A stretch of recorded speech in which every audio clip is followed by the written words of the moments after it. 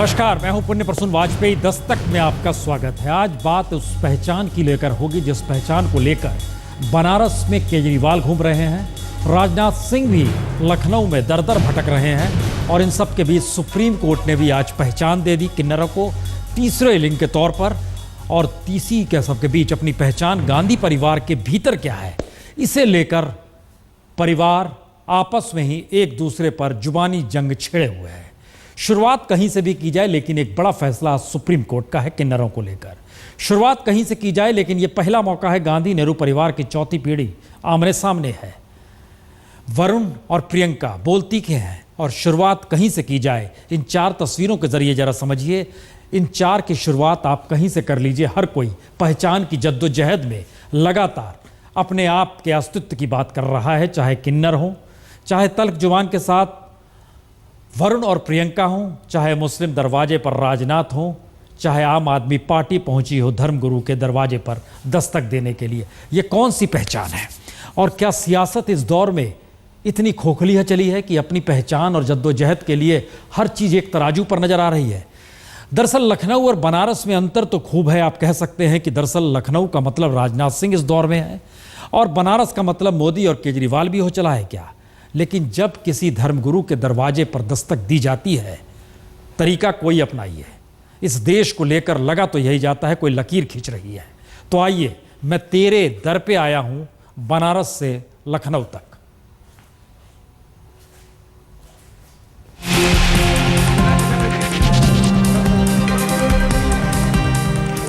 दोनों में फर्क क्या है या कहें समानता क्या है? दरअसल बीजेपी अध्यक्ष राजनाथ सिंह ने लखनऊ में मुस्लिम धर्मगुरु का दरवाजा खटखटाया, तो आम आदमी पार्टी के सर्वोसर्वा अरविंद केजरीवाल ने बनारस में काजी के दरवाजे पर जाकर दस्तक दे दी। दोनों ही चुनाव लड़ने के लिए अपने अपने क्षेत्र में चुनाव प्रचार करने पहुंचे हैं। राजनाथ लखनऊ में तो केजरीवाल बनारस में। दोनों को ही लग रहा है कि मुस्लिम धर्मगुरु के दरवाजे पर खड़े होने के बाद मुस्लिम वोट बैंक का दरवाजा अगर उनके लिए खुल गया तो फिर जीत का आधा रास्ता तो साफ हो ही जाएगा। तो क्या वाकई मुस्लिम वोट बैंक इतना अहम हो चुका है कि चुनाव जीतने के लिए मुस्लिम धर्मगुरुओं को अपने भरोसे में लेना पहली जरूरत बन चुकी है? या फिर चुनाव के वक्त सियासी बिसात पर मुस्लिमों के हालात ढाई चाल चलने वाले उस प्यादे के समान है जो किसी भी तरफ मुड़कर किसी को भी जिता सकता है या फिर किसी को भी मात दे सकता है? अगर ऐसा है तो फिर राजनाथ ने क्या जानबूझकर मुस्लिम धर्मगुरु का दरवाजा खटखटाया और केजरीवाल ने भी जानबूझकर काजी के दरवाजे पर सबसे पहले बनारस में उतरते ही दस्तक दी? क्योंकि बीजेपी और आम आदमी पार्टी की पहचान अलग अलग भी है और मुस्लिम वोटरों को लेकर दोनों की जरूरत भी अलग अलग है। अगर मोदी का नाम लेकर मुस्लिम खुले तौर पर बीजेपी से रूठता है तो राजनाथ को लग सकता है कि हिंदू वोट बैंक एक हो जाएगा, यानी यूपी में जातीय समीकरण उसके पक्ष में टूट जाएंगे। वहीं केजरीवाल की पहल पर मुस्लिम आम आदमी पार्टी के साथ जुड़ता है तो बनारस में मोदी के लिए पहली मुश्किल तो खड़ी हो ही जाएगी, क्योंकि केजरीवाल किसी धारा के नहीं बल्कि मुद्दों की विचारधारा से जुड़े हैं। यानी देश का 16% मुसलमान झटके में राजनीति को साधने के लिए या अपने अनुकूल या प्रतिकूल हालात देखने को इस दौर में मजबूर हो चला है। या फिर पहली बार राजनाथ हो या केजरीवाल, दोनों की सियासत में मुस्लिम धर्मगुरु के दरवाजे पर जाकर अपने पक्ष में करने या फिर विरोध के स्वर निकलवाकर सियासत साधना ही जरूरत बन चुका है। तो सवाल 3 है। पहला, धर्म के आधार पर सामाजिक आर्थिक हालात के घाव कुरेदना राजनेताओं की जरूरत है। दूसरा, धर्म के जरिए वोटरों का ध्रुवीकरण करना सबसे आसान काम है। और तीसरा, मुस्लिम समाज को वोट बैंक बनाए रखना राजनीतिक लोकतंत्र की जरूरत है। अगर इस दायरे में अमित शाह और आजम खान को भी देख लीजिए तो चुनाव आयोग ने जो प्रतिबंध लगाया उसमें दोनों ही परस्पर विरोधी दलों के हैं। बावजूद इसके दोनों के भाषणों में तल्खी एक समान थी। दोनों ही उकसा रहे थे, दोनों के निशाने पर ही धर्म था। और अब इसकी परछाई में जरा एक बार फिर लखनऊ और बनारस का नजारा देख लीजिए और फिर समझिए कि हालात लखनऊ में राजनाथ की मुलाकात के हों या फिर स्थितियां बनारस में केजरीवाल की धर्मगुरु से मुलाकात की। दोनों ही अपने अपने चुनाव क्षेत्र में मुलाकात कर रहे हैं और राजनीति ही साध रहे हैं। अच्छा बुरा दूर की गोटी है। आज तक ब्यूरो। राजनीति के ये तरीके किसे रास आएंगे, ये वाकई दूर की गोटी नहीं है। ये हर दिल में इस दौर में खास तौर से तब जब हर 5 घर के बाद एक मुसलमान का घर हो, आप कैसे ताना बाना तोड़ेंगे या कैसे बहलाएंगे, फुसलाएंगे, किसे साधेंगे? दरअसल धर्म भी इस दौर में पेट से होकर निकल रहा है। पेट की भूख कैसे मिटे, ये एक सवाल है। लेकिन आइए जरा सुन लीजिए, एक अंदाज लगेगा आपको कि मुलाकात के ठीक बाद राजनाथ क्या कहते हैं और मुलाकात के ठीक बाद केजरीवाल क्या कहते हैं। भारतीय जनता पार्टी एक ऐसी राजनीतिक पार्टी है जो इंसान और इंसान के बीच कभी नफरत नहीं पैदा कर सकती है और न नफरत करती है। सभी इंसान को हम समान मानते हैं। और ये जब्बार साहब हमारे एक धर्मगुरु हैं, तो स्वाभाविक रूप से एक अपना आदर उनके प्रति सम्मान व्यक्त करने के लिए मैं आया था। जो आज हमारे देश में राजनीति है धर्म के नाम पे लोगों को बांटने की, उसी राजनीति का हमें सामना करना है, उसी राजनीति को बदलना है। जो आज हमारे देश में सियासती पार्टियों ने धर्म के नाम पे जहर घोलते हैं, उसे खत्म करना है और उसे प्यार और मोहब्बत की राजनीति में बदलना है। क्या मतलब निकाले जाएं इसके कि इस दौर में सियासत में अपने आप को पहुंचाकर संसद के भीतर नीति बनाते हुए इस देश में बीते 60 बरस से जो हालात हैं, क्या इस तरीके से दर दर पे दस्तक देने के बाद बदल जाएंगे? चलिए इतना तो छोड़ दीजिए, हम उस परिवार के भीतर आपको लिए चलते हैं जिस परिवार के भीतर से 2 धाराएं निकली थी इंदिरा गांधी के दौर में। मेनका अलग निकली थी, सोनिया वहीं रह गई थी। लेकिन किसे पता था उसके बाद की पीढ़ी एक नए तरीके की जुबानी जंग में उलझेगी और बात धारा की नहीं विचारधारा की होगी। I believe about this election, and anybody, no matter how close they are, as blood relations, if they are going to be on that side of the ideological. अब ज़्यादा बता के बढ़िया आप लोग। मेरा प्रयास ये रहा है कि चाहे वो अपने परिवार के लोग हों, चाहे वो दूसरे दल के वरिष्ठ नेता क्यों ना हो, हम लोग एक शालीनता की लक्ष्मण रेखा पार ना कभी करें कि हमारे शराफत को, हमारे उदारता को कोई कमजोरी ना समझे। I'm saying this because he has expressed his views in the last election about certain things, and I don't agree with them. I strongly disagree with those views, and I feel that it's a betrayal of my family. बहुत लोग जब डर जाते हैं तो कुछ ना कुछ बोल ही देते हैं। ये विचारधारा शायद उनको अपने पति वाड्रा के बारे में पूछना चाहिए कि उनकी क्या विचारधारा है। मेरा रास्ता इतना महत्वपूर्ण नहीं है, लेकिन मैं देश के रास्ते को मजबूत करूं, ये मजबूती की बात रखनी चाहिए। लोगों ने मुझे पूछा कि भाई क्या आप अमेठी रायबरेली में चुनाव प्रचार करने जाएंगे? अब तो लोगों ने आपके बारे में बहुत अच्छी अच्छी बातें बोली हैं। मैंने क्या जवाब दिया? मैंने जवाब दिया कि मैं संजय गांधी का बेटा हूं, जो मैं एक दिन को कहता हूं मैं अंत तक वही बात पे अटक रहता हूं। My father died for the unity of this country. I cannot disrespect that for anybody, even if it were my own child. कि वरुण आया है देश की सेवा करने, एंड मुझे मालूम है कि जो भी करेगा सो अच्छा ही करेगा। अब जो डर जाते हैं उनका मैं क्या करूं? मेरा गर्दन भले कट जाए, लेकिन मेरा गर्दन कभी झुक नहीं सकता किसी के सामने। राजनीति सब कुछ नहीं है। जीवन में सबसे बड़ा लक्ष्य है रिश्ता बनाना, रिश्ता निभाना। कभी ध्यान दीजिएगा नेताओं की बात पर। देश सेवा हर कोई करना चाहता है और संविधान के जरिए इस देश को और आगे भी हर कोई ले जाना चाहता है। लेकिन पार्टी के मैनिफेस्टो के सामने संविधान छोटा पड़ जाता है और सियासत करते करते वोट बैंक के लिए यह देश हाशिए पर चला जाता है। बहरहाल, लेकिन बात परिवार की हो रही है, तो आइए जरा परिवार के भीतर झांक कर देखें कि गड़बड़ी कहां से शुरू हुई और स्थिति ये क्यों आ गई।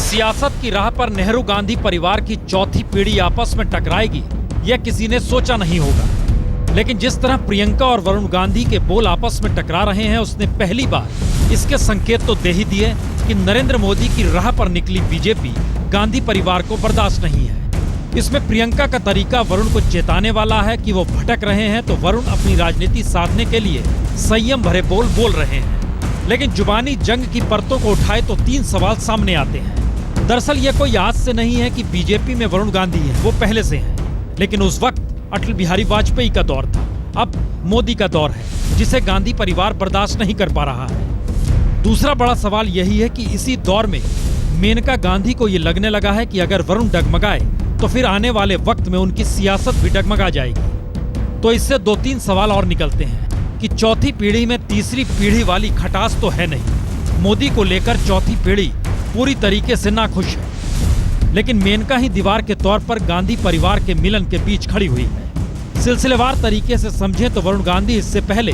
संकेत की भाषा में राहुल की तारीफ भी कर चुके हैं और मोदी को निशाने पर भी ले चुके हैं। याद कीजिए, एक वक्त वरुण गांधी को मोदी की कोलकाता रैली पर दिए अपने बयान को परिभाषित करने की जरूरत पड़ गई थी। वहीं राहुल की तारीफ में वरुण ने जब कुछ कहा तो राहुल ने तुरंत सहमति भी जता दी। हम 2013 के हिंदुस्तान में हमको लघु उद्योग चाहिए, स्मॉल स्केल इंडस्ट्रीज चाहिए, जैसे कि हम लोग ये सोचें कि सेल्फ हेल्प ग्रुप्स जैसे राहुल जी ने अमेठी में सफलतापूर्वक स्ट्रैटेजी के साथ काम कर रहे हैं। अमेठी में हमने एजुकेशन हब का फाउंडेशन तैयार किया है। हमने फूड पार्क और किसानों के लिए लंबी सोच करके काम किया है। तो वो जो वरुण कह रहे हैं वो सही कह रहे हैं। तो चौथी पीढ़ी में सहमति रही है और भाईचारा भी है, लेकिन तीसरी पीढ़ी में खटास है। सोनिया गांधी को लेकर कभी मेनका ने इस तरह की करीबी बीते 30 बरस में दिखाई नहीं। जैसी बात प्रियंका या वरुण गांधी या फिर राहुल गांधी आपस में करते हैं, तो क्या मेनका के दिल में आज भी ससुराल छोड़ना या कहें इंदिरा गांधी के घर से निकलकर संजय गांधी की विरासत को राजनीतिक मिजाज के साथ बीते 30 बरस से लगातार सालते हुए आगे बढ़ना और उसके बाद अब एक ऐसे मुहाने पर आके खुद को खड़ा पाना जहां से वापस लौटना तो दूर बल्कि तीखे बयान देते रहना जरूरत बन चुकी है। जाहिर है मेनका मान चुकी है कि वापस लौटने पर वरुण को भी कोई अधिकार गांधी परिवार में नहीं मिलेगा, इसीलिए बार बार वरुण को वो सचेत भी करती है। और तो और मेनका गांधी अब अपनी भतीजी प्रियंका को भी निशाने पर लेने से नहीं चूक रही। इसके संकेत बहुत साफ हैं कि आने वाले दौर में राजनीतिक खटास इन दोनों परिवारों के बीच दीवार बनकर खड़ी होगी। और अगर नरेंद्र मोदी आगे बढ़ते चले गए तो फिर वरुण पहले सोचेंगे या मेनका सोचने का मौका नहीं देगी। इंतजार इसका भी करना होगा। बीजेपी मुख्यालय में बने इस छोटे से कमरे में चल रही है अहम बैठक। चारों ओर लगे हैं नक्शे, कंप्यूटर पर काम करते लोग नेताओं के कार्यक्रम तय कर रहे हैं और साथ ही तमाम लोकसभा क्षेत्रों से जो भी फीडबैक आ रहा है उसे भी एक साथ लेते चले जा रहे हैं। जी, दरअसल इस कमरे का हिस्सा हम दिखलाएंगे। दरअसल ये वार रूम है बीजेपी का, लेकिन उससे पहले एक दृश्य आपको दिखलाना जरूरी है और वो दृश्य है किस तरीके से प्रियंका का नाम सुब्रमण्यम स्वामी ने जिस तरीके से लिया, बवाल मच गया। दिल्ली में देखिए क्या आलम था। सुब्रमण्यम स्वामी का घर घेर लिया गया, कांग्रेसियों ने घेरा। अरे हेलो,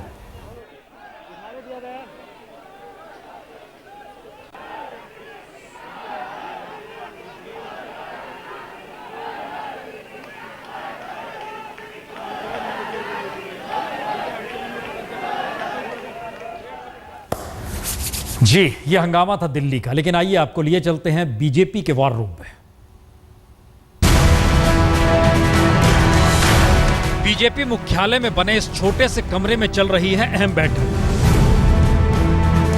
जी, ये चुनावी बिसात भी बिछा रही है और इस बिसात पर किस नेता को कहां किस वक्त जाना है, इन सब को लेकर हर चीज मुहैया भी करा रही है। यानी एक ऐसे कार्यक्रम को तय करने में लगी है जिसमें किसी भी नेता को कोई मुश्किल ना हो। केंद्रीय चुनाव संचालन समिति का ही ये कार्यालय है और इसके संयोजक मुख्तार अब्बास नकवी अकेले नहीं बल्कि बीजेपी के 100 कार्यकर्ता इसमें लगे हैं, जिससे मिशन 272 को अंजाम तक पहुंचाया जा सके, अपने वक्त पर पहुंच सके और तमाम कार्यकर्ता या कहीं हर लोकसभा क्षेत्र में एक तरह का समन्वय बने रहे। ये एक ऐसा अभियान है जो पर्दे के पीछे से लगातार चलाया जा रहा है, लेकिन पर्दे के सामने इसमें से कोई नहीं आ रहा। जाहिर है ये एक ऐसा वार रूम है जिसके जरिए बिसात एक ऐसी बिछाई जा रही है जिसमें अब की बार मोदी सरकार या फिर वाकई अच्छे दिन आने वाले हैं, यह बात साबित हो जाए। बहुत से ऐसे काम होते हैं जिसको कि हमें 24 घंटे उस दिशा में काम करना पड़ता है कि चुनाव के समय कुछ भी समस्या आ गई, किसी भी कॉन्स्टिट्यूंसी में कोई प्रॉब्लम आ गई, किसी कॉन्स्टिट्यूंसी में किसी का नॉमिनेशन है उसमें प्रॉब्लम आ गई, नॉमिनेशन जो है वो उसमें तकनीकी जो चीज़ें हैं उसकी जानकारी देना, उसके साथ ही साथ कोई शिकायत है उस शिकायत को चुनाव आयोग से संपर्क करके उसका समाधान करना। यानी ये वही अनदेखे चेहरे हैं जो बीजेपी की नैया पार लगाने में लगे हैं लेकिन पर्दे के पीछे हैं।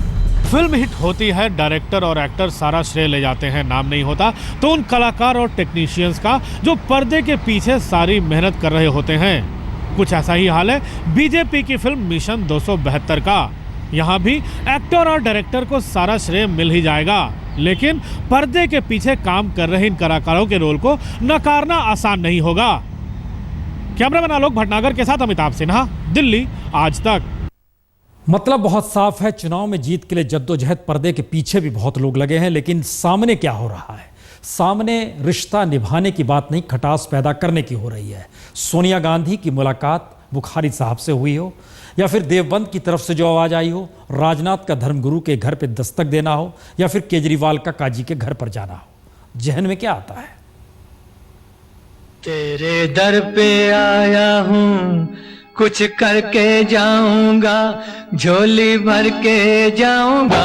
मैं तेरे दर पे आया हूँ, कुछ करके जाऊंगा, झोली भर के जाऊंगा। मैं तेरे दर पे आया हूँ। तू सब कुछ जाने है, हर गम पहचाने है।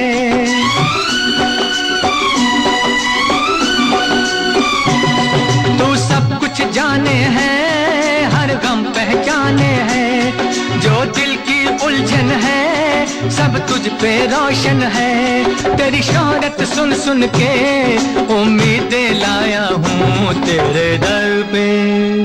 मैं तेरे दर पे आया हूँ, कुछ करके जाऊंगा।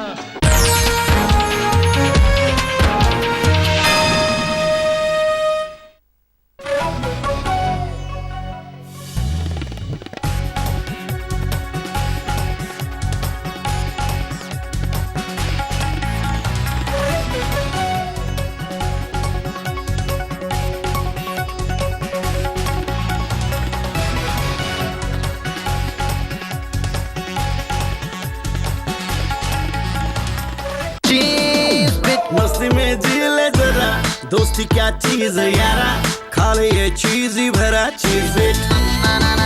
लाइक किया तो शेयर किया, दिल से किया प्रिया गोल्ड चीज बिट। सिर्फ डिओड्रेंट से लड़कियां नहीं मिलती, निविया फ्रेश पावर के साथ पाइए ताजगी दिन भर। बाकी सब पाओ अपने दम पे।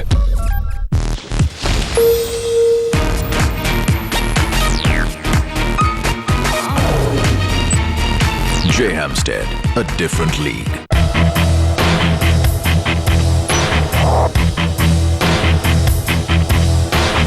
Rise above the ordinary. Macroman M Series Premium Winners. Live like a Macroman. अच्छाई की एक अलग चमक होती है। रजनीगंधा सिल्वर पर्ल्स, सिल्वर कोटेड इलायची। बॉस, ये लो पैसे और ये गाड़ी मुझे दे दो। चंद पैसों के लिए गाड़ी नहीं देते तो देश क्यों? India, vote smart. वोट हमको। हम शांति एवं अहिंसा में विश्वास रखते हैं।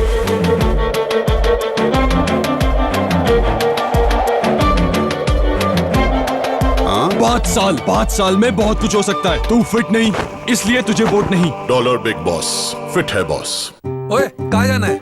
जवा देनी, खुशियाँ बांटने आए हैं। खुशियों की गारंटी मिली है, खुशियों की गारंटी आई है, वर्ल्ड क्लास क्वालिटी, खुशियों की गारंटी।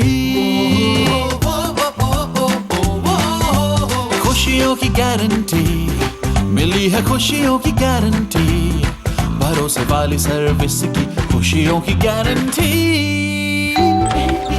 लॉयड, हमें तो सालों पहले मिल गई थी ये गारंटी। नॉन स्टॉप तारीफ की मिली है खुशियों की गारंटी। लॉयड यानी खुशियों की गारंटी। चीनी क्या हुक्म है मेरे आका? खेलना है। बहुत गर्मी है यार, थक गया। तो ठंड कर दो। ये लो। ग्लूकोज? ग्लूकोज नहीं, डाबर ग्लूकोज डी। अब देखो कूलिंग, जबरदस्त cooling energy, Dabur glucose D.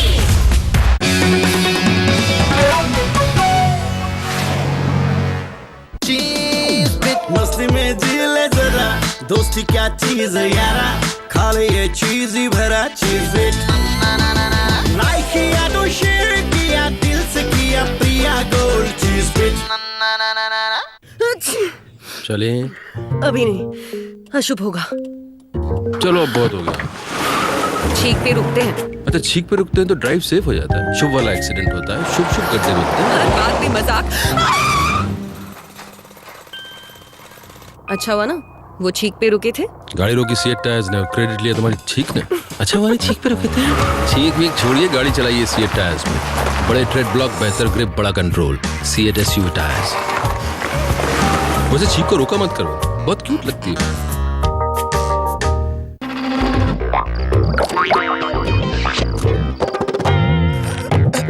Extra मक्खन से भरा अनमोल बटर बेक बिस्किट, जरा हाथ संभाल के। राधा, तुम्हारे लिए कपिला पशु आहार, इसमें है 75% पोषण। जब पशु को इतना प्यार मिलेगा, आपके घर में भी दूध बहेगा। कपिला पशु आहार, प्यार बढ़ेगा, दूध बहेगा। How much? For you, it's free. Euro Fashioners, accepted by women worldwide. चचा, एक 2.5 स्क्वायर mm का वायर पकड़ाना। अरे RR का। सही चुना, वायर तो तुमने बेटा सही चुना है। सरकार भी सही चुना। सही को चुनिए, RR काबिल। पंडित जी जरा जल्दी नहीं हो सकता? अब तो बस कुछ ही हफ्तों की बात है। डॉक्टर साहब जरा जल्दी नहीं हो सकता? नमस्ते। जरा जल्दी नहीं हो सकता?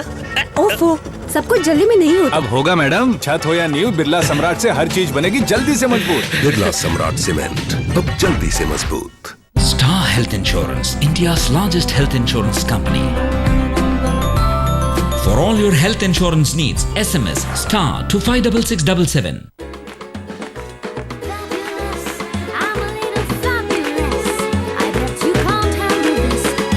Enamor, fabulous as I am. Quick Heal खरीदो, गाड़ी जीतो कॉन्टेस्ट। सुरक्षित करो अपने पीसी, लैपटॉप, टैबलेट और स्मार्टफोन को क्विक हील एंटीवायरस से और पाइए आकर्षक इनाम और रेनो डस्टर जीतने का मौका।